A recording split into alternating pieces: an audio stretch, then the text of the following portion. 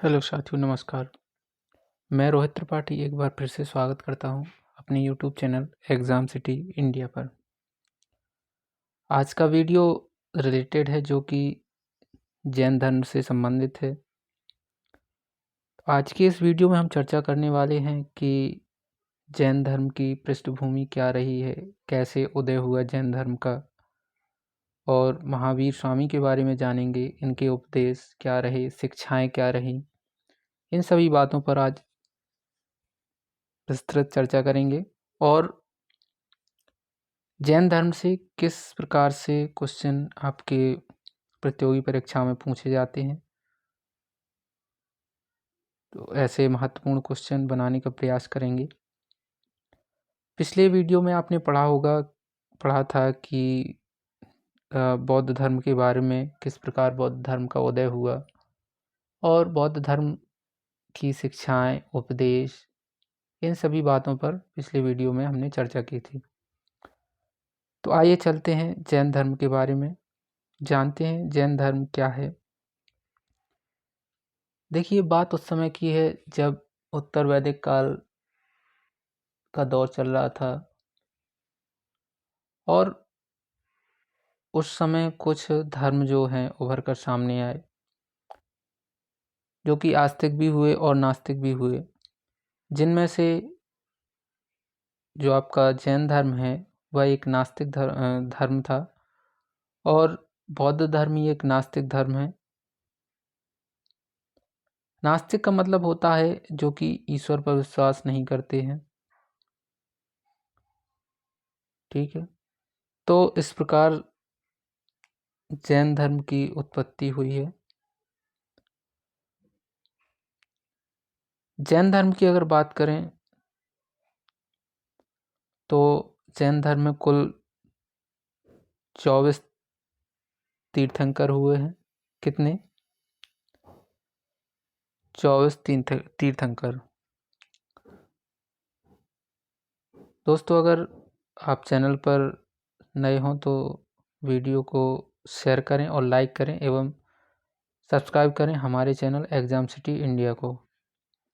तो आइए चलते हैं कि जैन धर्म से क्या क्या टॉपिक बनते हैं, कहाँ कहाँ से क्वेश्चन पूछे जाते हैं।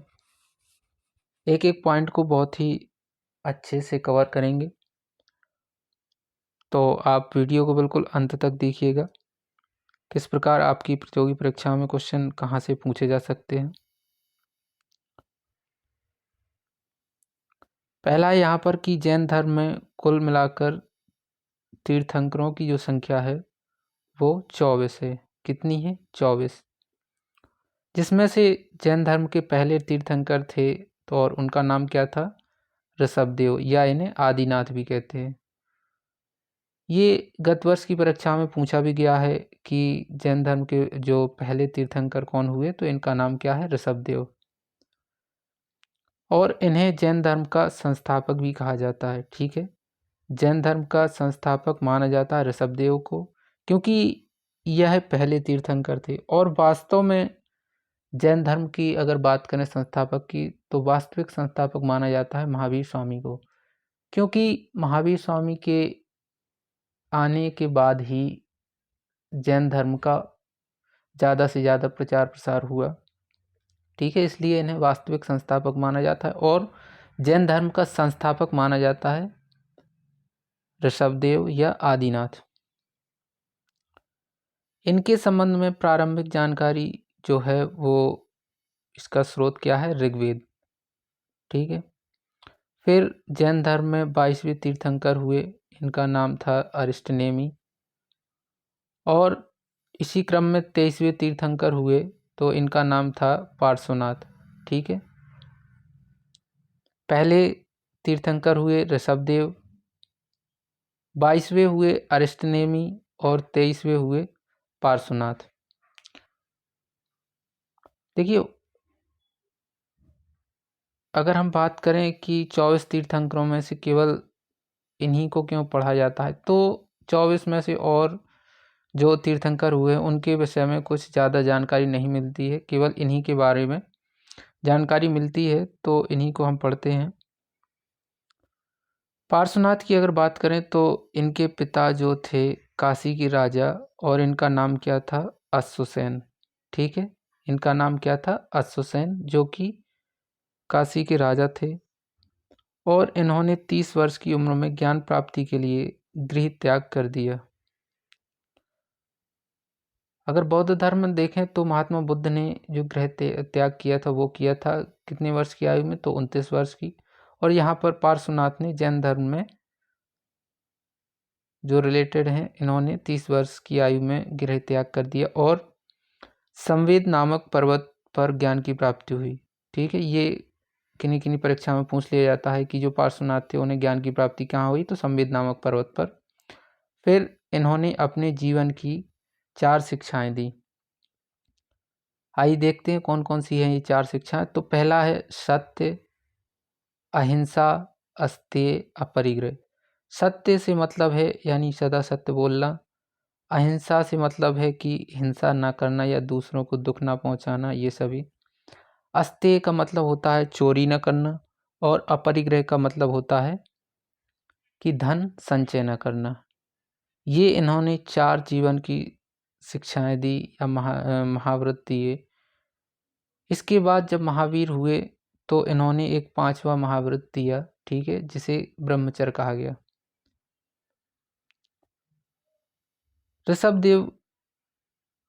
पार्श्वनाथ के पश्चात, ठीक है, ये 24वें तीर्थंकर हुए, और ये कौन कहलाए, महावीर स्वामी। तो 23वें थे पार्श्वनाथ और 24वें महावीर स्वामी। आइए बात करते हैं महावीर स्वामी जी के बारे में।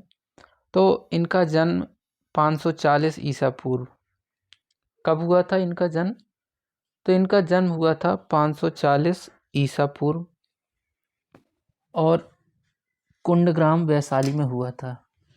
कहाँ पर हुआ था, 540 ईसा पूर्व, कुंडग्राम वैशाली में हुआ था। देखिए, आप जैन धर्म को बौद्ध धर्म से जोड़कर भी पढ़ सकते हैं कि जो बौद्ध धर्म में महात्मा बुद्ध का जो जन्म हुआ था वो हुआ था 563 ईसा पूर्व। कहाँ पर, लुम्बिनी में, ठीक है, नेपाल के तराई क्षेत्र में। और महावीर स्वामी का जन्म 540 ईसा पूर्व, कुंडग्राम वैशाली में हुआ था। महावीर स्वामी के बचपन का नाम वर्धमान था, जबकि महात्मा बुद्ध के वर्तमान जो था बचपन का नाम,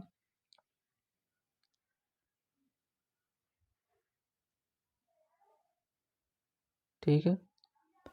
फिर कहा गया है कि महावीर स्वामी को जैन धर्म का वास्तविक संस्थापक माना जाता है। क्या माना जाता है, वास्तविक संस्थापक। देखिए, महावीर स्वामी के बचपन का नाम वर्धमान, और बुद्ध के वर्तमान का जो बचपन का नाम था वो क्या था, सिद्धार्थ। फिर इनके पिता सिद्धार्थ, ठीक है, यहाँ पर इनके पिता का नाम है सिद्धार्थ, जो कि ज्ञात्रिक कुल के थे। कौन से कुल के थे, तो ज्ञात्रिक कुल के थे। और अगर भगवान बुद्ध की बात करें तो ये किस वंश से संबंधित थे, तो ये थे शाक्य वंश से। फिर महावीर स्वामी की माता का नाम, तो ये माता का नाम क्या था, त्रिशला। क्या था माता का नाम, त्रिशला। जबकि भगवान बुद्ध की माता का नाम क्या था, महामाया। क्या था, महामाया। और उनकी सौतेली माँ जो कि प्रजापति गौतमी, उनके द्वारा पालन पोषण किया गया था। ये कुछ जो 2 जैन संगीतियाँ हुई हैं उनके बारे में से कुछ क्वेश्चन कभी कभी पूछ दिए जाते हैं कि जो प्रथम संगीति है जैन संगीति, तो इसका समय जो है वो 300 ईसा पूर्व हुई थी, और स्थान कहाँ पर, तो पाटलिपुत्र में हुई थी। और इसके अध्यक्ष कौन थे, तो स्थूलबाहु, ठीक है, जो कि जैन धर्म जब 2 भागों में बट गया था, एक था श्वेतांबर और दिगंबर, ठीक है। तो जो स्थूलभद्र थे ये संस्थापक माने जाते थे किसके, श्वेतांबर संप्रदाय के, ठीक है। फिर द्वितीय संगीति की अगर बात करें तो द्वितीय संगीति जो है वो 6ठी शताब्दी ईसा पूर्व हुई थी, ठीक है। और यह स्थान जो है वो कहाँ पर हुई थी, वल्लभी, जो कि वर्तमान में गुजरात में है, और इसके अध्यक्ष थे क्षमाश्रवण, ठीक है। तो ये प्रमुख जैन संगीतियाँ हुई। फिर अगर महावीर स्वामी के बारे में बात करें तो इनकी पत्नी का नाम यशोदा था, और भगवान बुद्ध की पत्नी का नाम क्या था, तो यशोधरा। महावीर स्वामी की पत्नी का नाम यशोदा और भगवान बुद्ध की पत्नी का नाम क्या था, यशोधरा। फिर कहा जाता है कि इन्हें एक पुत्री की प्राप्ति हुई जिसका नाम अनुज्जा प्रियदर्शिनी था। क्या था, अनुज्जा प्रियदर्शिनी। जबकि भगवान बुद्ध को पुत्र की प्राप्ति हुई थी जिसका नाम राहुल रखा गया था। फिर यहाँ पर कहा गया कि अपने बड़े भाई नंदी वर्धन से आज्ञा लेकर मात्र 30 वर्ष की अवस्था में इन्होंने गृह त्याग कर दिया।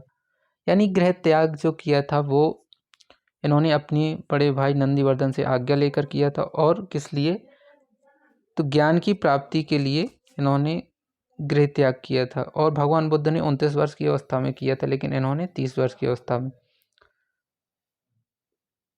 फिर है कि 12 वर्ष की कठोर साधना और तपस्या के बाद, ठीक है, भगवान बुद्ध को जो ज्ञान प्राप्ति हुई थी वो हुई थी 6 वर्ष की कठोर साधना और तपस्या के बाद। लेकिन भगवान महावीर को 12 वर्ष की कठोर साधना और तपस्या के बाद इन्हें जाम्बिक नामक ग्राम में ऋजुपालिका नदी के किनारे और साल के वृक्ष के नीचे ज्ञान की प्राप्ति हुई।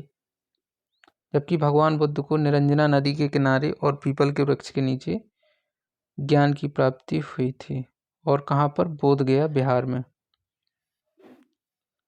फिर नेक्स्ट है कि ज्ञान प्राप्ति को जैन धर्म में कैवल्य कहा गया, ठीक है। ज्ञान प्राप्ति को जैन धर्म में क्या कहा जाता है, तो कैवल्य की प्राप्ति। ज्ञान प्राप्ति के पश्चात इन्हें जिन भी कहा गया। जिन का अर्थ होता है यानी स्वयं की इंद्रियों पर विजय प्राप्त करना या स्वयं की इंद्रियों को जीत लेना। इनके प्रथम जो शिष्य थे वो जामाली, और जो जामाली थे वो इनके दामाद थे, जो कि इनकी पुत्री थी अनुज्जा प्रियदर्शिनी, उनके पति जामाली। जैन धर्म में त्रिरत्न बतलाए गए। कौन कौन से हैं ये त्रिरत्न, तो सम्यक दर्शन, सम्यक ज्ञान, सम्यक आचरण। सम्यक दर्शन, सम्यक ज्ञान, सम्यक आचरण, ये जैन धर्म में त्रिरत्न बतलाए।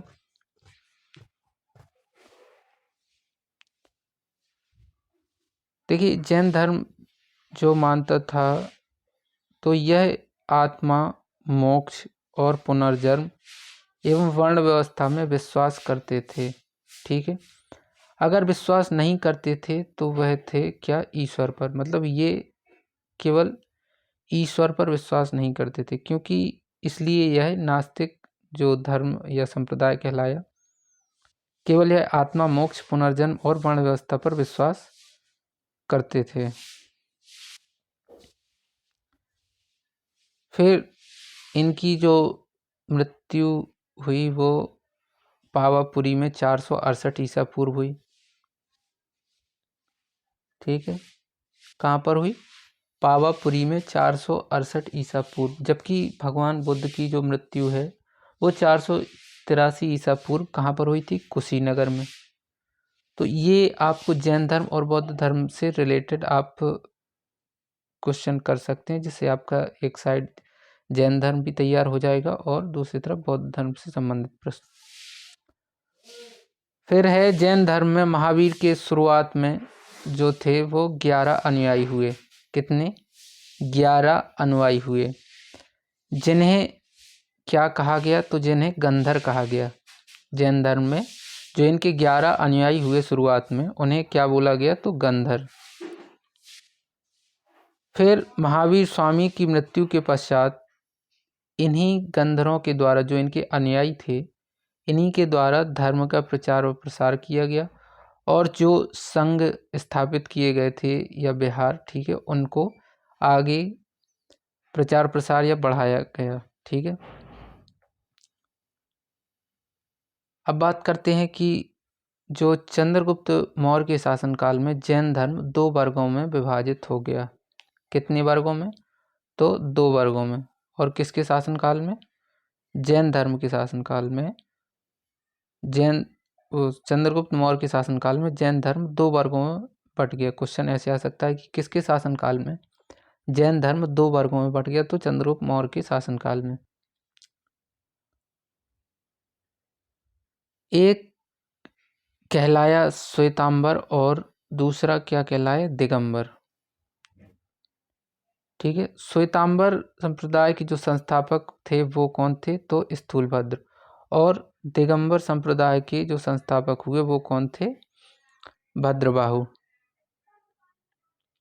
देखिए, चंद्रगुप्त मौर्य के शासनकाल में 12 वर्षों का भयंकर अकाल पड़ गया, जिसमें जो भद्रबाहु थे दिगंबर संप्रदाय के संस्थापक, वो अकाल पड़ने के समय दक्षिण भारत यानी श्रवणबेलगोला अपनी अनुयायी के साथ चले गए। और 12 वर्षों के पश्चात जब लौटने पर इन्होंने देखा कि जो जैन धर्म है उनमें बहुत ही परिवर्तन इनको देखने को मिले। परिवर्तन क्या देखने को मिले कि जो कुछ लोग श्वेत वस्त्र धारण करने लगे थे, ठीक है, और भगवान महावीर की मूर्ति स्थापित कर उन्हें भगवान मानकर पूजा करने लगे थे। तो इस प्रकार के कुछ उन्हें बदलाव देखने को मिले, लेकिन यह इसके बिल्कुल खिलाफ थे, जिसके फलस्वरूप जैन धर्म 2 वर्गों में विभाजित हो गया और एक कहलाया श्वेतांबर और दूसरा कहलाया दिगंबर। तो जो श्वेतांबर संप्रदाय के थे यह बदलाव को स्वीकार करते थे, यानी ये जो हैं श्वेत वस्त्र धारण करने की अनुमति देते थे।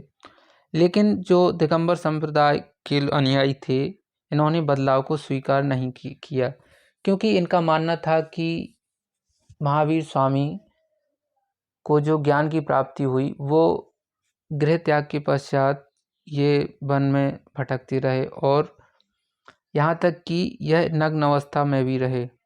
ठीक है, इसलिए ये वस्त्र धारण के खिलाफ थे और ये श्वेत वस्त्र की अनुमति देते थे। कौन? श्वेतांबर।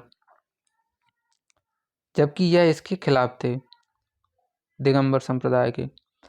श्वेतांबर संप्रदाय के जो अनुयायी थे वो महावीर स्वामी को भगवान मानते थे और मूर्ति पूजा के रूप में भगवान महावीर की मूर्ति स्थापित कर उन्हें भगवान मानने लगे।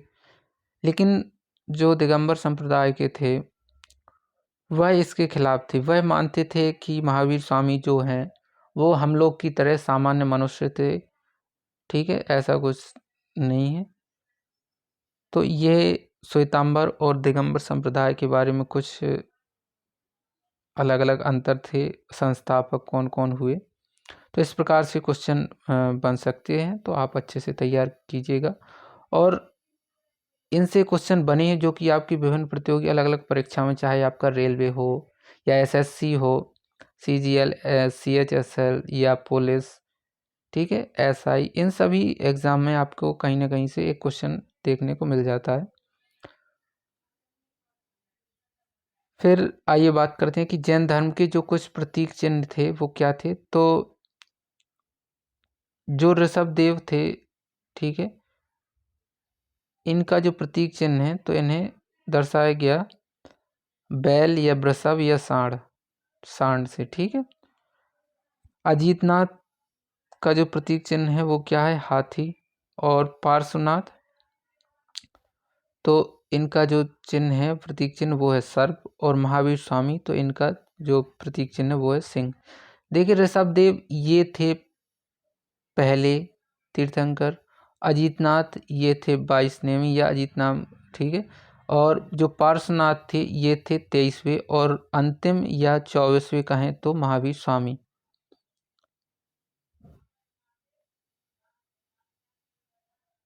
कुछ जैन धर्म से रिलेटेड और क्वेश्चन है। देखिए, जैन साहित्य की जो प्रमुख भाषा थी वो क्या थी? तो ये थी अर्धमागधी। ठीक है,